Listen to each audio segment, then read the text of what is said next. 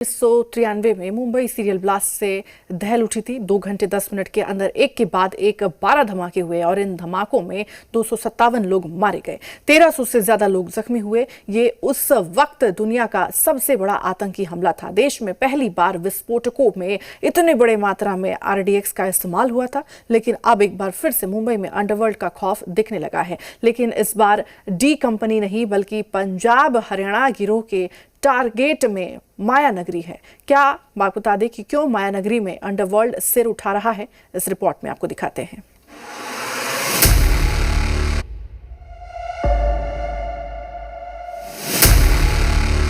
मुंबई में फिर अंडरवर्ल्ड का खौफ। 1993 में खात्मा, अब कब्जे की तैयारी। 25 साल बाद अंडरवर्ल्ड रिटर्न्स। पहले सलमान खान को टारगेट करने की कोशिश, सलमान के घर फायरिंग की गई और अब बाबा सिद्दीकी की हत्या। क्या मुंबई के अंडरवर्ल्ड पर कब्जे की तैयारी हो रही है? क्या मुंबई में एक बार फिर दहशत फैलाने का खेल चल रहा है? जिस मुंबई पर डॉन और माफिया दाऊद इब्राहिम की डी कंपनी का दबदबा चलता था, क्या वहां अब पंजाब और हरियाणा के गैंगस्टर्स कब्जा करना चाहते हैं? क्या मुंबई में अंडरवर्ल्ड फिर लौट आया है? क्या बाबा सिद्दीकी के मर्डर के बाद अब टारगेट पर सलमान खान है? क्या लॉरेंस बिश्नोई गैंग का दबदबा इतना बढ़ गया है कि वो मुंबई शहर में शूटर बेचकर ताबड़तोड़ फायरिंग कर किसी की हत्या करवा सकता है? क्योंकि सूत्रों के मुताबिक गिरफ्तार 2 शूटरों ने अपने आप को लॉरेंस बिश्नोई गैंग से जुड़ा हुआ बताया है। हालांकि मुंबई पुलिस उनके इस दावे की पड़ताल कर रही है। मुंबई में दाऊद इब्राहिम की डी कंपनी और पंजाब हरियाणा के गैंगस्टर्स आमने सामने हैं। खास बात यह है कि दोनों गुटों पर पाकिस्तानी खुफिया एजेंसी ISI का हाथ है और दोनों गिरोह के सरगना विदेश में बैठे हुए हैं। यहाँ पर आपको तस्वीरें आप साफ तौर पे देखिए, जो निशान बनाए गए हैं बाकायदा 1, 2, 3, 4, 5, 6 यानी 6 सेल्स मिले थे गोलियों के, इसलिए इन जगहों पर बाकायदा निशान बनाकर रखा गया है।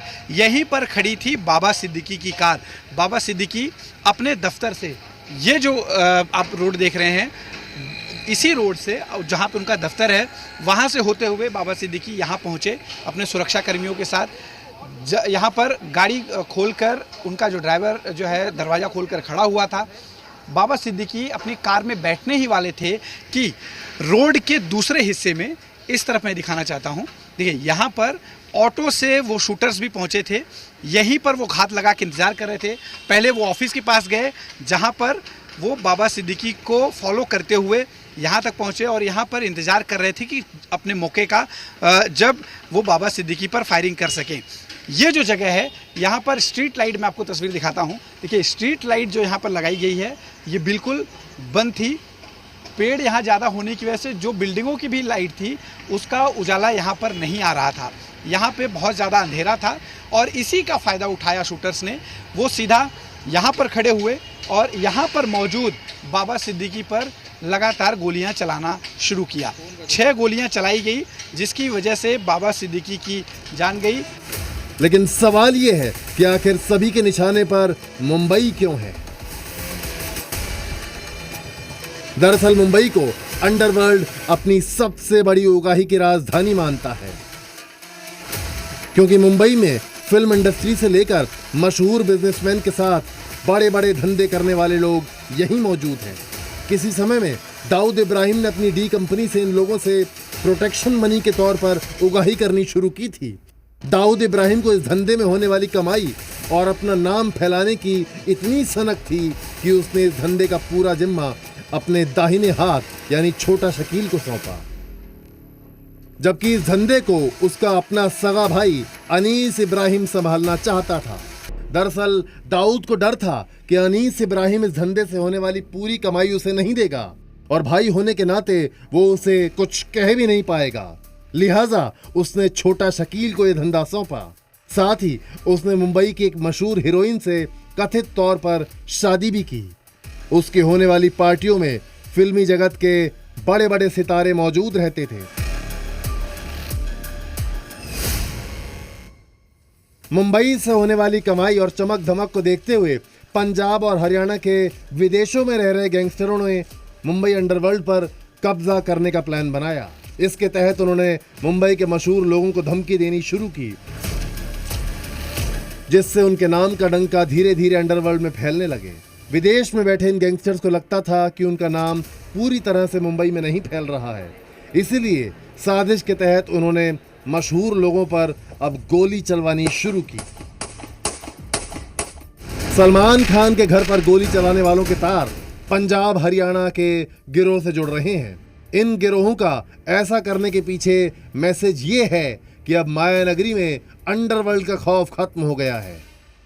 जिस प्रकार पुलिस के जो इन्वेस्टिगेशन में कुछ प्राथमिक तथ्य आए हैं, उस तथ्य के आधार पर एक बात साबित होती है कि एक बड़ी साजिश से उनकी हत्या की गई है।